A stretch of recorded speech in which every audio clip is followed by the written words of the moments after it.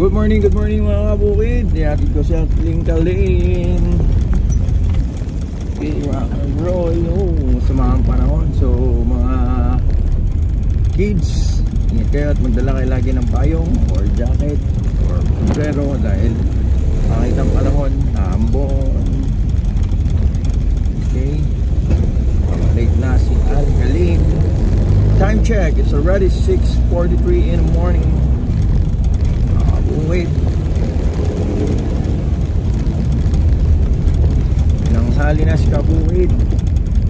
Si Aling Kalin pala. Ako ready na ako, ihatid na. Okay yan.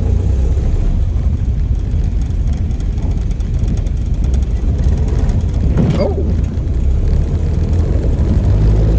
shout out Aling Kalin. Shout out Kabuhid. Shoutout ka naman sa mga classmate mo. Wala bang shoutout dyan sa mga classmate? Kay Samantha at Bella. Okay. Lovely. Tuloy mo, shoutout nga, no? Shoutout kay Samantha.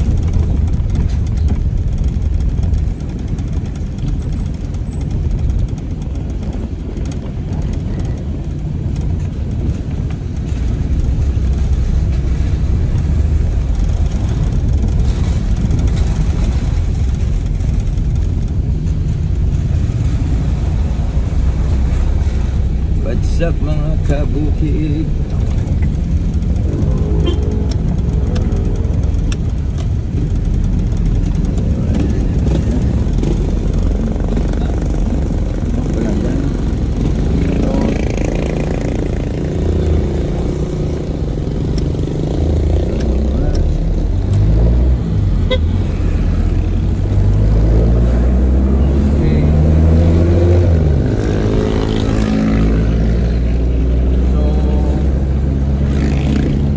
Update check.